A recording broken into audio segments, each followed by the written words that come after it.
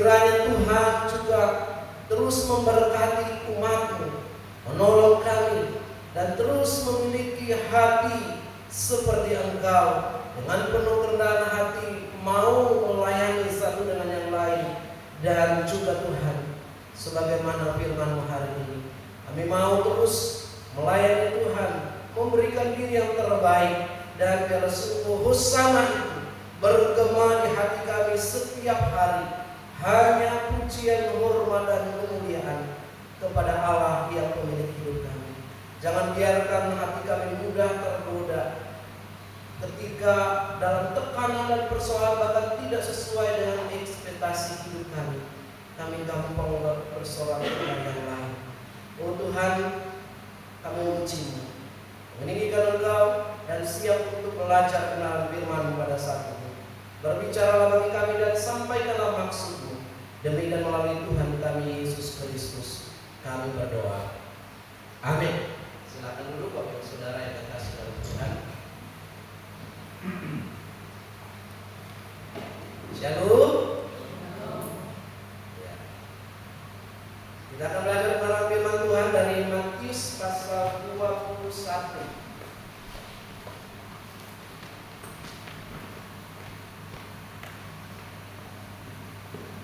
Kita akan membaca ayat yang pertama sampai ayat yang ke-11. Alkitab saya halaman 26, kita sudah menemukannya. Kita akan membaca bergantian dari Matius pasal 21 ayat pertama sampai ayat yang ke-11. Saya akan bacakan ayat yang janji Bapak Ibu Saudara yang benar. Yesus dieluh-eluhkan di Yerusalem. Ketika Yesus dan murid-muridnya telah dekat di Yerusalem dan tiba di Betfage yang terletak di Bukit Zaitun, Yesus menyuruh 2 orang muridnya, dengan pesan, "Pergilah kamu yang di depan itu, dan di situ kamu akan segera menemukan seekor keledai betina tertambat dan anaknya yang laki-laki. Lepaskanlah keledai itu dan bawalah keduanya kepadaku. Dan jikalau ada orang menegur kamu, katakanlah, Tuhan memerlukannya, Ia akan segera mengembalikannya." Hal itu terjadi supaya genaplah firman yang disampaikan oleh Nabi. Katakanlah kepada putri Sion, lihat rajamu datang kepadamu. Ia lemah lembut dan mengendarai seekor keledai beban yang muda. Maka bangunlah murid itu dan berbuat seperti yang dikatakan Yesus kepada mereka. Mereka membawa keledai betina itu bersama anaknya, lalu mengalasinya dengan pakaian mereka, dan Yesus pun naik ke atasnya. Orang banyak yang sangat besar jumlahnya mengatakan pakaiannya di jalan. Ada pula yang mengorbankan diri dari pohon-pohon dan melebarkannya di jalan. Dan orang banyak yang berjalan depan Yesus dan yang mengikutinya dari belakang berseru katanya, "Hosana bagi anak Daud, diberkatilah Dia yang datang dalam nama Tuhan. Hosana di tempat yang maha tinggi." Dan ketika ia masuk ke Yerusalem, mengapa seluruh kota itu dan orang berkata, "Siapa orang ini?" Sama. Dan orang banyak itu menyahut, "Inilah Nabi Yesus dari Nazaret di Galilea." Baik, sedemikian jauh bacaan firman Tuhan. Bapak Ibu Saudara, berbahagia kita yang membaca menemukan bagian firman Tuhan di Minggu Palmarum ini, yaitu tentang raja yang masuk dalam kerendahan hati. Biasanya raja dengan penuh kemegahannya, tetapi raja yang kita akan pelajari ini dengan penuh kesederhanaan, kerendahan, dan kedamaian. Saudara-saudara yang terkasih dalam Tuhan Yesus Kristus, jemaat yang Tuhan Yesus kasihi, kita hari ini merayakan Minggu Palmarum ini berarti Minggu daunan atau daun palem, daun kurma yang ada pada saat itu dalam konteksnya menjadi simbol kemenangan. Jadi Minggu Palem simbol kemenangan. Daun palem di daerah itu banyak ditanam. Kita tidak perlu banyak menemukan di kota ini, tetapi ada beberapa titik saja di taman-taman saya lihat di daerah bawah sana. Nah, tetapi ini adalah harapan Israel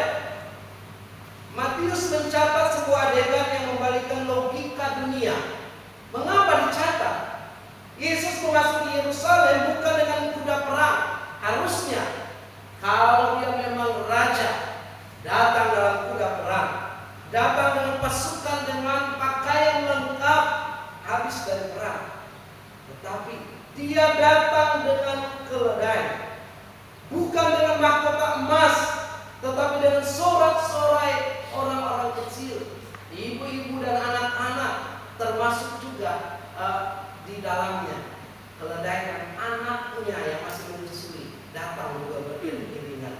Nah, mari kita lihat secara eksegesis tentang hal ini supaya kita mengerti dan menemukan apa sih kejutan yang Allah berikan di hari itu. Walaupun datang dengan kesederhanaan, naik keledai beban, tetapi dikatakan wibawa ilahi yang punya segala-galanya terlihat di situ. Maka gemparlah seluruh kota itu, bukan karena derungnya bunyi pasukan perang dengan kudanya, dengan peralatannya yang lengkap, tetapi karena wibawa ilahi.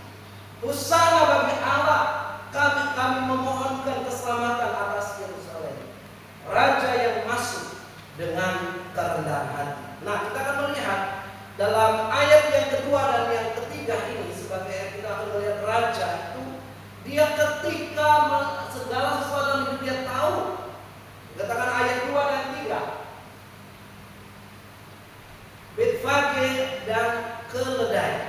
Betfage berarti rumah buah Arab. Lokasi ini dekat Bukit Zaitun, dikatakan oleh Alkitab yang pertama.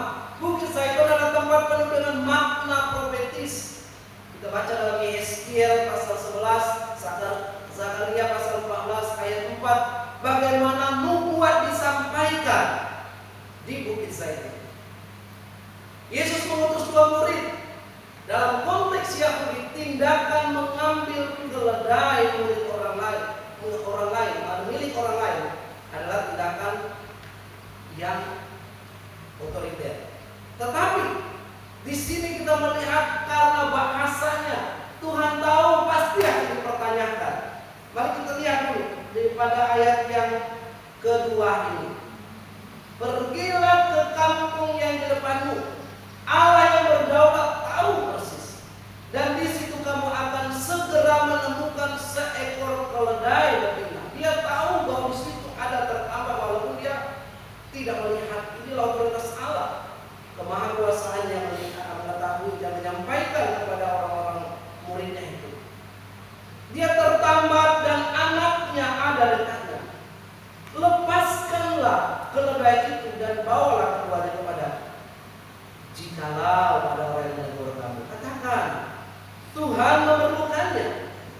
Koreus, ia akan segera mengembalikannya. Nah, Bapak Ibu Saudara, Yesus menunjukkan otoritasnya sebagai pemilik segala sesuatu, yang punya segala sesuatu, mengetahui apa yang akan terjadi. Kalau problem akan terjadi ini, sampaikan ini. Dan dikatakan bukan dia mau mencuri, tetapi otoritas Koreus berarti yang punya segalanya, bukan hanya tuan, bukan hanya master. Tuannya ada, pemiliknya, tetapi Koreus Tuhan, sang pemilik segala di atasnya. Nah, inilah yang dikatakan di Betfage, di mana Allah mempersiapkan segala sesuatu. Dia melihat segala sesuatu. Yesus menunjukkan otoritasnya sebagai pemilik, dan dia berkata segera nanti setelah selesai akan dikembalikan. Apakah terlihat dengan penolakan? Tidak. Tapi supaya genaplah sesuai dengan Zakaria 14 ayat 4, Yeskiel 11 ayat 23. Mari kita membaca dulu, melihat sejenak apa yang dikatakan di dalam Yeskiel pasal 11 ayat 23. Firman-Nya berkata, lalu melihat Tuhan naik ke atas dari tengah-tengah kota dan hingga di atas gunung yang disebut timur kota. Yeskiel pasal 11 ayat 23. Demikian juga dalam Zakaria, bagaimana akan adanya sorak-sorak ketika raja itu datang. Nah, Bapak Ibu Saudara, keledai dalam tradisi Timur Tengah adalah hewan yang menggambarkan apa? Lembut, tetapi juga dungu. Apa itu dungu? Dia tergolong hewan yang agak bodoh sedikit, harus seorang dokter yang sudah lama praktek. Ketika membaca kisah ini kisah nyata, dia langsung bertobat. Jadi ketika yang membimbingnya menyampaikan firman Tuhan setelah berkhotbah, menyampaikan bla bla bla dan seterusnya, dalam pelayanan pastoralnya dia bilang begini, saya bertobat dengan kisah keledai. Loh, kenapa? Bukan karena suara Tuhan ya, tapi dia melihat dia seorang dokter yang mengetahui bahwa salah satu hewan yang paling liar dikatakan itu salah satunya adalah keledai betina beban lagi. Maksudnya dia masih menyusui. Nah, yang perhewanan tahu mungkin kakak ya, tapi tidak ada keledai di sini. Tapi maksudnya kalau hewan yang sedang menyusui itu galak apa tidak? Galak, susah terkendali. Kita dekati aja dia. Tetapi yang lebih dahsyat lagi dikatakan dengan kakinya keledai itu, dengan kekuatan tenaganya bisa menembus, dikatakan apa namanya itu seperti tempat tempayan pada zaman itu. Ketika dia menendang ke belakang itu, tetapi luar biasanya Allah yang punya kehidupan ini. Ketika menyampaikan hal itu, dia tahu keledai ini akan keluar. Belum pernah ditunggangi di bagian lain di Injil lain dikatakan. Nah, pada saat mendengar cerita ini, wow, hewan yang liar, hewan yang tidak bisa diarahkan, termasuk dulu tidak bisa berakal, yang memang tidak smart seperti binatang-binatang lain, dia aja dulu dan mau dipakai oleh itu. Maka pada saat itu dokter ini tadi bilang, saya mau percaya kepada Tuhan yang bisa mengendalikan segala sesuatu. Pertanyaan saya terbatas. Nah, Bapak Ibu Saudara yang terkasih, dalam kisah inilah dikatakan hewan ini, keledai melambangkan liar pertama belum pernah dinaikin, tetapi juga kesederhanaan di sini, bukan kuda perang. Berbeda dengan kuda yang melambangkan perang, kekerasan dan seterusnya, tetapi kesederhanaan. Biasanya kalau orang pada zaman dahulu dalam konteksnya ini, kalau kuda pasti arahnya ke perang, kemarahan, siap tempur. Tetapi keledai menggambarkan dia sudah menang, selesai, membawa rampasannya, bersukacita. Maka dikatakan ayat yang keempat dan sampai 5, genaplah firman dalam Zakaria pasal yang ke-9. Apa itu dalam Zakaria pasal yang ke-9? Mari kita membaca dulu supaya kita melihat. Zakaria 9 ayat yang ke-9. Katakan, bersorak-soraklah dengan nyaring, hai putri Sion. Bersorak-soraklah, hai putri Yerusalem. Lihat rajamu datang kepadamu. Ia adil dan jaya. Ia lemah lembut dan mengendarai seekor keledai. Seekor keledai beban yang muda. Ia akan melenyapkan kereta-kereta dari Efraim dan kuda-kuda dari Yerusalem. Busur perang akan dilenyapkan, dan dia akan memberitakan damai kepada bangsa-bangsa. Wilayah kekuasaannya akan terbentang dari laut sampai ke laut, dari sungai Efrat sampai ke ujung-ujung bumi. Inilah nubuat yang disampaikan Nabi Allah. Matius mencatat eksplisit, mengutip Nabi Zakaria dalam konteks Zakaria, nubuat yang diberikan setelah pembuangan Babel. Raja yang akan datang adalah raja yang damai, raja yang adil, menyelamatkan dan rendah hati. Ibraninya bahasa ani, artinya dia datang dengan rendah hati. Dalam bahasa aninya itu tertindas, dia miskin, dia rendah, dia adalah seorang hamba. Inilah gambaran ayat yang keempat sampai yang kelima yang kita baca ini. Bagaimana dia akan datang? Katakanlah kata putri Yerusalem, dia mengendarai seekor keledai beban muda. wibawa ilahi. Berbeda dengan kuda, berbeda dengan yang terjadi, tetapi inilah digenapi dalam firman Tuhan ini. Maka kata mengendarai keledai di sini menggunakan struktur puisi Ibrani. Keledai yaitu hewan yang mengangkat beban.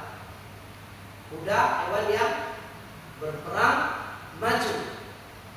Jadi kalau kita pun mau dipakai oleh Tuhan, seperti tentu kita lebih mulia dari keledai. Tapi maksudnya arti dari semua beban itu, biarlah kita juga mau dipakai oleh Tuhan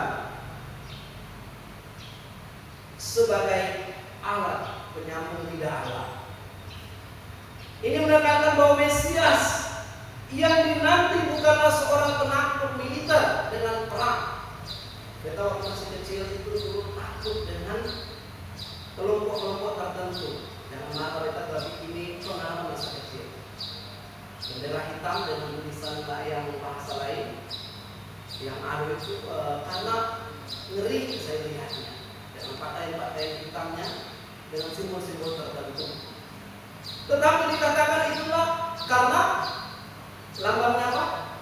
Pedang, urusan pedang siap menaklukkan beberapa hal. Nah inilah yang terjadi dikatakan Zakaria 9 ayat 9 menggenapi bahwa raja itu akan datang dengan apa? Kemuliaan, kesombongan, kemegahan. Dia datang dengan kerendahan hati, kesederhanaan, bukan sebagai seorang penakluk, melainkan seorang hamba yang membawa beban umatnya. Beban apa sih? Yesus datang dikatakan membawa beban dosa dunia. Inilah gambarannya bahwa Yesus menggenapi semua yang disampaikan oleh Nabi Sallallahu. Ayat yang ke-6 sampai 8, respon orang banyak. Apa sih responnya? Dikatakan bahwa mereka membentangkan jubah dan memotong ranting pohon palma.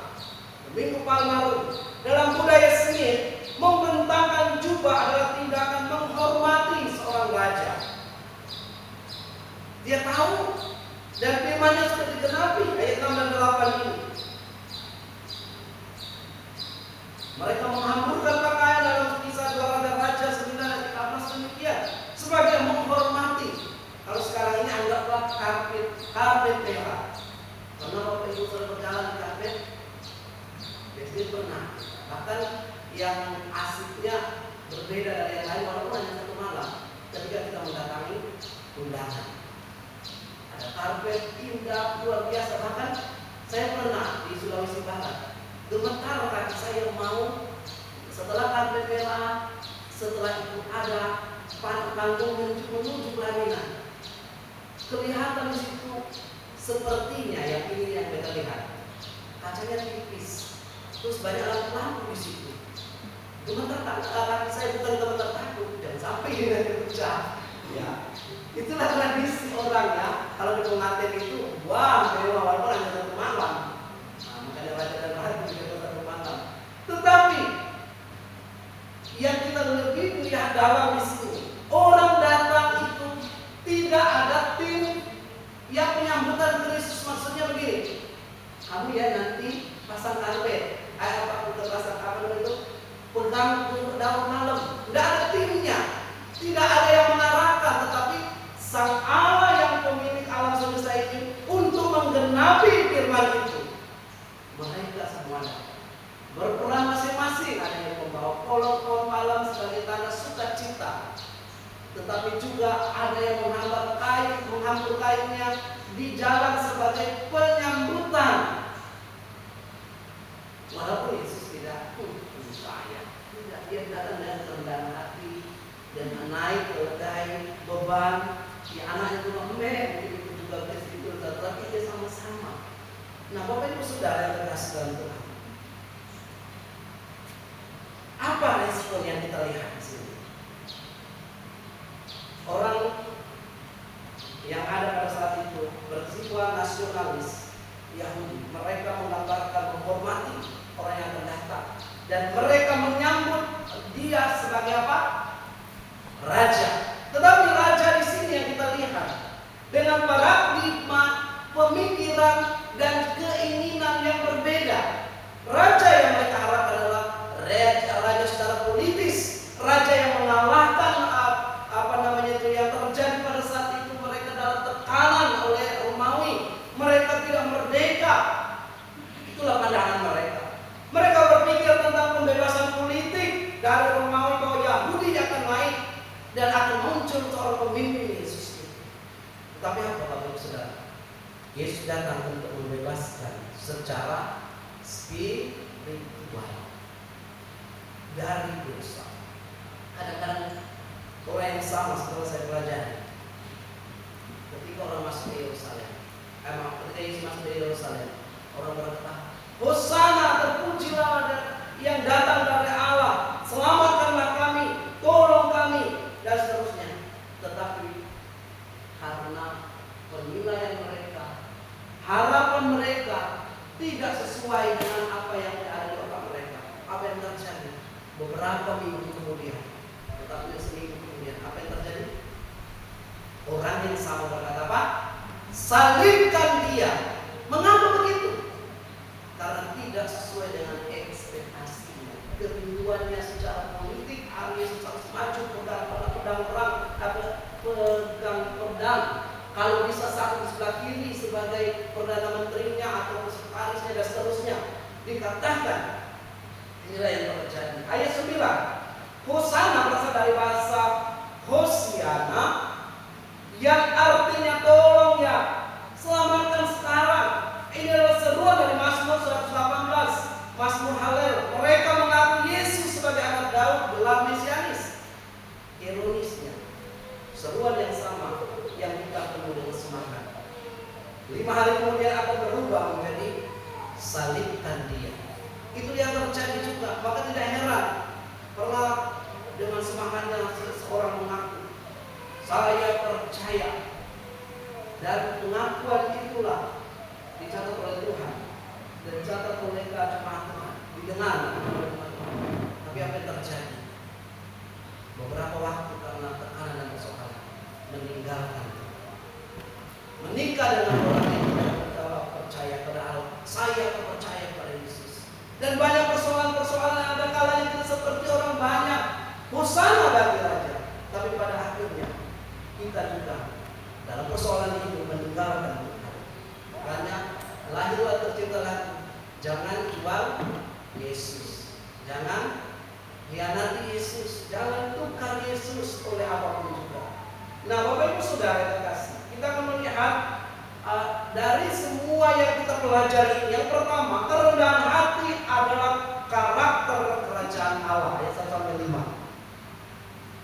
Sama-sama lagi kita katakan 1, 2, 3. Baca yang di atasnya. Poin pertama 1, 2, 3. Kerendahan hati adalah strategi kerajaan Allah atau karakternya dan cara kerjanya kerajaan Allah. Jadi Bapak Ibu Saudara, yang kita pelajari dari kisah ayat 1-5 ini, dunia mengajarkan bahwa untuk menjadi raja, untuk menjadi pemenang, untuk menjadi orang number one, seseorang harus menunjukkan kekuatan, mengarahkan pasukan dan membuat takut lawan, supaya bisa membuat kegentaran.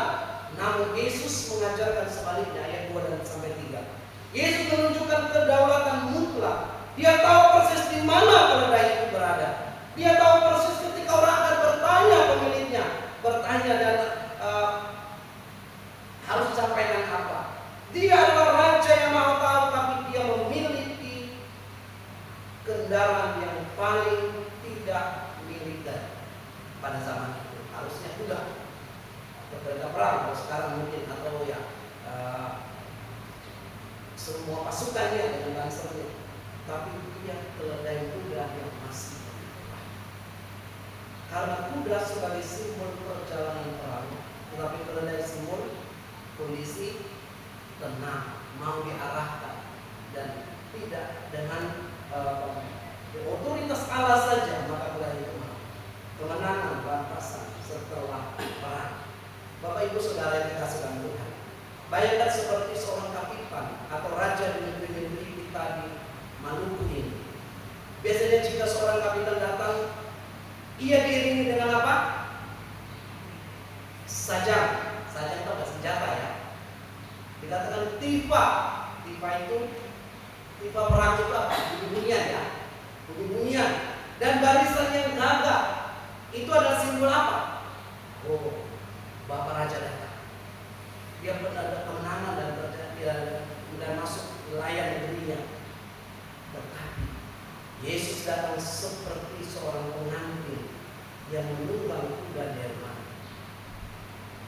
Kalau di Ambon itu delman, Jawa juga. Atau seperti seorang raja damai yang masuk tanpa membawa parang, melainkan membawa bela. Apa itu? Ikatan perjanjian damai. Kerendahan di sini bukanlah kelemahan, tapi itulah gaya dan karakter kerajaan Allah. Itu adalah cara Allah menunjukkan bahwa kekuasaan sejati tidak harus membunuh. Walaupun kalau zaman tempo dulu, ya harus kekuasaan harus dengan membunuh. Kalau tidak dibunuh kalau tidak membunuh akan dibunuh. Makanya suatu waktu saya itu masuk di awal-awal dulu, nggak tahu apakah hanya lihat saja, saya lupa mau foto. Ada tulisan ini di daerah-daerah sana, tulisan kecil tetapi siap bersama-sama itu dan kalau tidak membunuh akan terbunuh. Jadi ini sudah itu tulisan tua, tulisan lama. Jadi tradisi memang dari dahulu memang yang untuk menaklukkan satu daerah. Tetapi kerajaan Allah tidak demikian. Amin. Atau ada yang masih ada pola pikir di gereja ini? Kalau tidak, nanti saya dikuasai, saya menguasai. Kalau saya tidak supaya saya tidak disakiti, saya juga menyakiti. Nah, banyak hal-hal yang imbas-imbasnya ke bawahnya. Dikatakan bahwa kerendahan di sini bukan kelemahan. Itu adalah cara Allah menunjukkan bahwa kekuasaan tidak harus dengan kekerasan. Tetapi siapa yang mau jadi terbesar, dia harus melayani, merendahkan diri. Yesus memilih keledai karena dia datang untuk memikul beban kita, bukan untuk menghancurkan musuh dengan kekerasan dan perang secara duniawi. Yang berikutnya, poin yang kedua, penghormatan yang benar berakar pada pengenalan yang benar. Mari selanjutnya. Dikatakan bahwa penghormatan yang benar berakar pada pengenalan yang benar. Ayat 6 sampai 9. Kata kuncinya di sini adalah antusias tanpa pemahaman yang jelas adalah keliru. Ayat 6 sampai 9. Mereka semua bersorak, pergilah membawa keledai betina, terus orang banyak sangat besar jumlahnya mengambilkan ambukan pakaian. Pohon-pohon disebarkan di jalan. Dan orang berkata, Hosana bagi anak Daud, diberkati dia yang datang dalam nama Tuhan.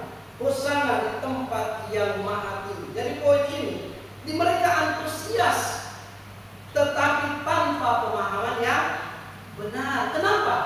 Yang pemahaman mereka, raja akan datang.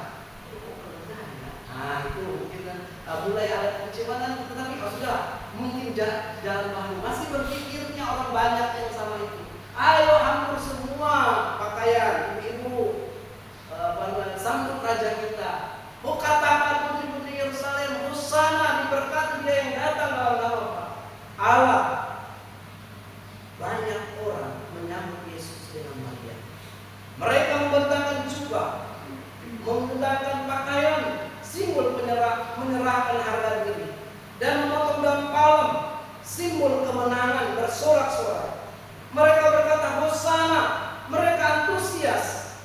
Namun sorak-sorak ini lahir dari cara pandang dan harapan yang keliru, ekspektasi yang keliru. Mereka ingin Yesus menjadi raja politik yang mengusir Romawi secara politis. Mereka hanya melihat anak Daud sebagai simbol kekuasaan duniawi. Maka Yesus dalam mengenai firman-Nya, dia tidak seperti ekspektasi orang Yahudi pada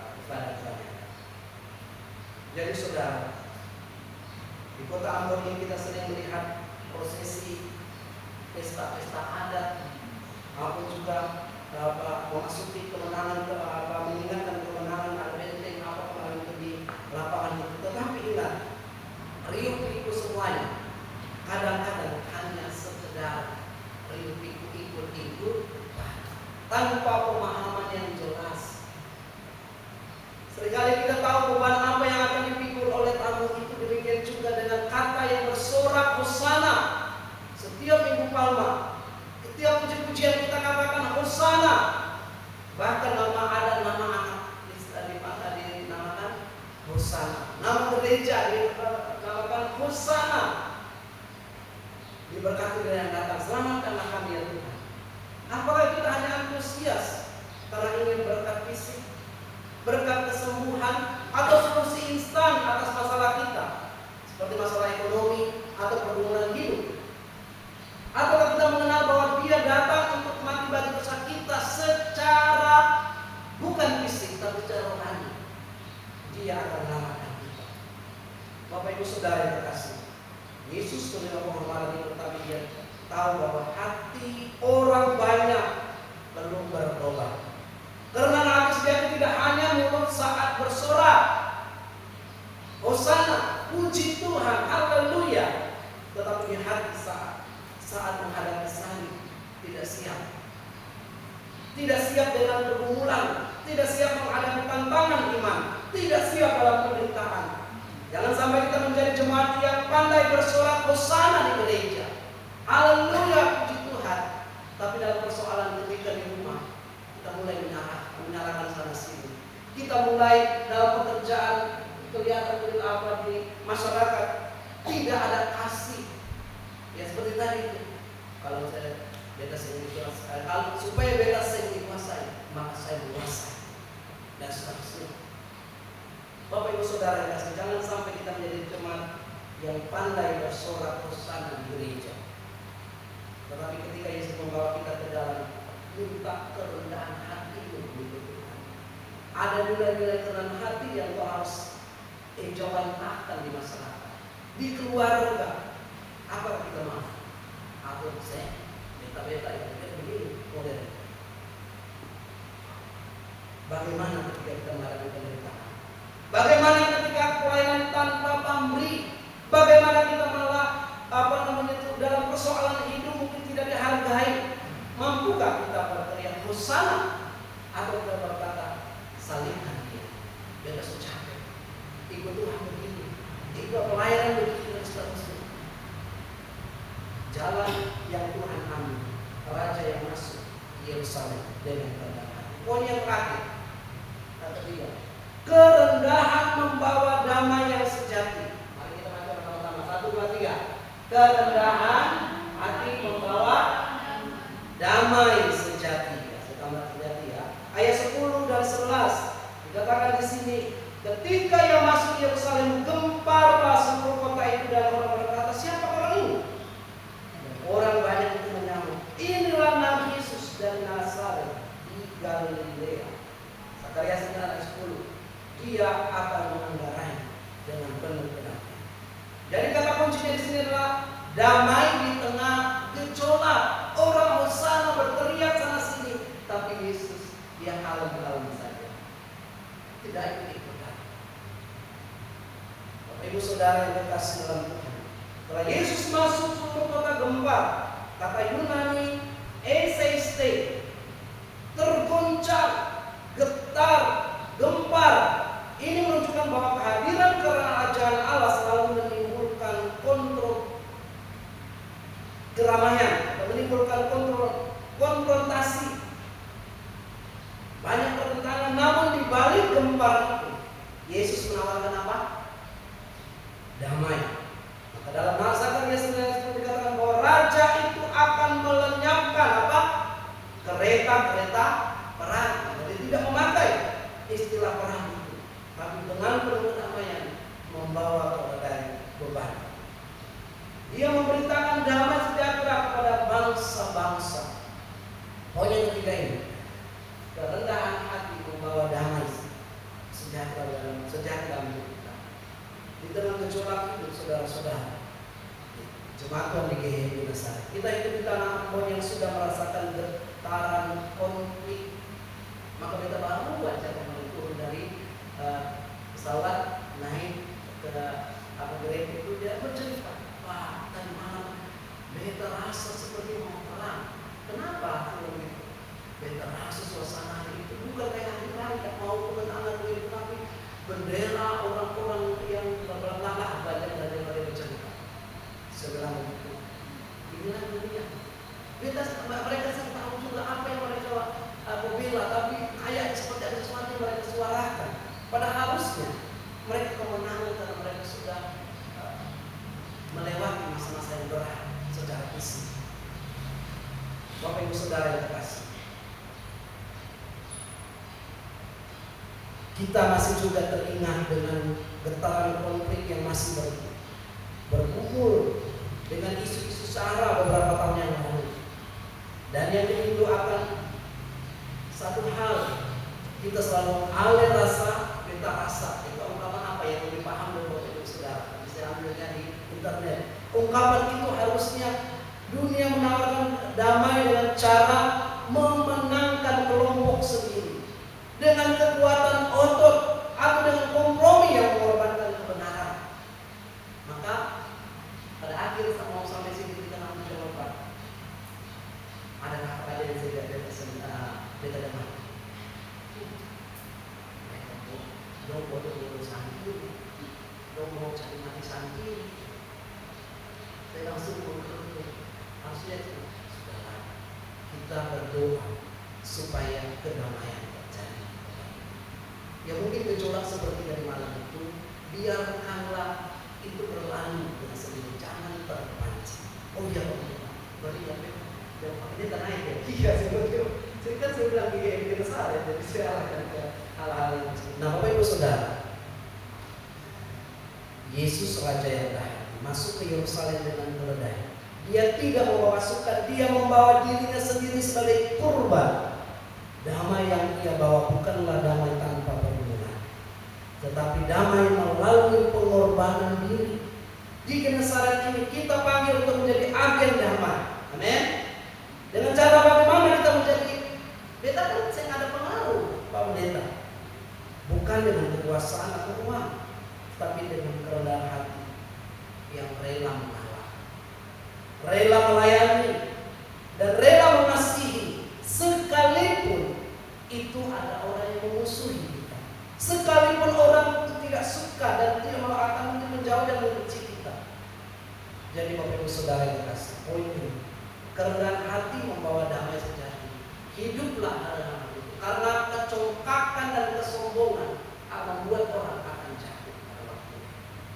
Maka sekalian mengatakan kepada kita, tetaplah damai di tengah gejolak apapun yang terjadi, seperti raja yang masuk di Yerusalem dalam kedamaian. Aplikasinya untuk kita renungkan, saudara yang terkasih. Sama seperti Yerusalem yang gempar, bagaimana dengan kota Ambon hari ini? Apa kita hanya ingin Yesus menjadi raja yang memberkati proyek kita? Apakah kita mau Yesus menjadi raja yang mengubah cara berpikir orang lain, atau berpikir tentang merubah kekuasaan politik dan persaudaraan?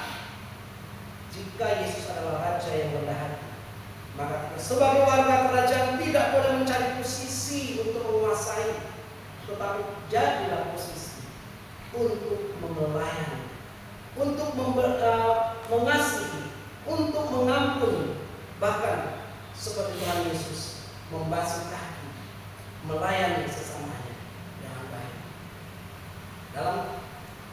Dalam hal ini mari kita melihat tugas kita adalah seperti Yesus, hidup dalam kerendahan hati. Kita mungkin tidak terkenal, kita mungkin sering direndahkan, tapi jika kita membawa Yesus dalam pikiran kita, dalam perkataan kita, dalam tingkah laku kita, jadilah Allah di tangan Tuhan membawa damai di hidup kita ini. Yang sedikit-sedikit yang mau kita dengar di sini, ada rasa sakit hati, ada rasa mau balas dendam, ada pergulatan terjadi, dan seterusnya, ada krisis-krisis masa lalu yang tidak ada damainya. Yang terakhir, jangan menjadikan diri kita dari teriakan Hosana sampai seruan, saling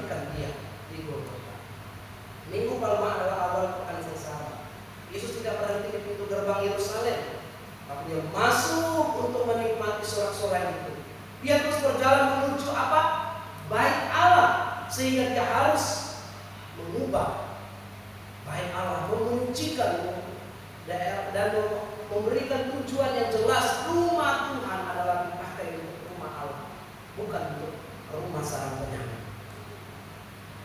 Dia masuk terus menuju Taman Getsemani, bahkan tujuan akhir yaitu mati di kayu salib di bukit Golgota. Kerendahan hati bukan hanya omongan dan omong apa, saya rendah hati. Tetapi ketika persoalan hidup terjadi, keluar aslinya. Maka jadilah sesuai dengan perkataan kita, saya hidup dalam rendah hati. Demikian juga yang kita ucapkan dan kita omongkan. Mari perjalanan kita tidak sampai di sini, bukan hanya di Kupal Main saja, tetapi apakah Kristus menjadi raja dan mau membawa salib, mati bagi diri sendiri, meninggalkan cara hidup yang lama, kesombongan keakuan kita lepas lontorkan dalam diri kita, dan menjadilah pembawa damai dan kemenangan. Saudara-saudara, dunia mencari raja yang besar dalam kemegahan, tetapi hari ini Allah menunjukkan kepada kita kerendahan hati adalah jubah kebesaran Tuhan. Jadi Al-Quran menganggap kerendahan hati itu tidak cocok dengan hidup, silahkan. Tapi kita sebagai umat Tuhan, sebagai warga kerajaan Allah, kerendahan hati adalah itu jubah kita yang harus kita gunakan, kita pakai setiap hari.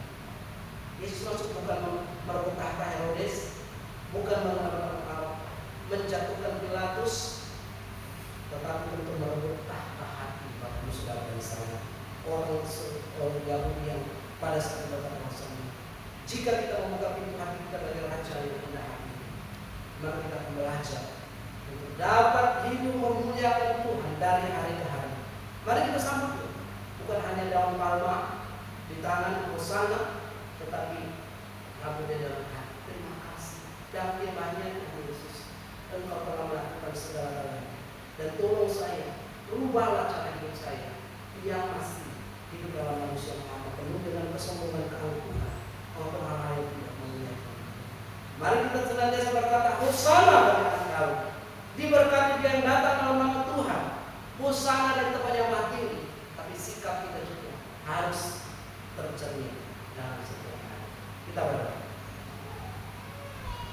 Bapa dalam kerajaan surga, terima kasih pada siang hari ini Kau mengajarkan kepada kami bagaimana raja yang masuk dengan penuh kerendahan hati menunjukkan kepada dunia bahwa Engkau datang bukan untuk mengalahkan dunia dengan pedang dan kekuasaan, kesombongan, kemegahan, tetapi Engkau datang dengan penuh kerendahan hati, kesederhanaan, menanggung beban dunia, dan Engkau telah melakukan. Tolong kami juga sebagai warga gereja, baik kami sebagai anak Tuhan, mengikuti teladan bukan kemuliaan, kekuasaan, keangkuhan, dan cara pandang dunia ini, tapi cara pandang hidup kami adalah hidup yang belajar melayani tanpa menunggu dihargai, tidak mudah tersinggung atau mencari pujian, tetap rendah hati dalam keberhasilan, mengutamakan kehendak Tuhan, bukan ego pribadi dan kesombongan dunia. Tolong kami Bapak surga. Baik kami tetap berkata Hosana bagi Engkau, dan tolonglah kami, kasihanilah kami setiap waktu selalu kami ingin berjalan bersama dengan Engkau. Walaupun sakit, pergumulan dan beban yang harus kami pikul, kami tetap memandang kepada Engkau yang telah menang dan mengalahkan. Bersyukur kepada firman-Mu di dalam nama Tuhan Yesus dan pada Allah dia. Amin.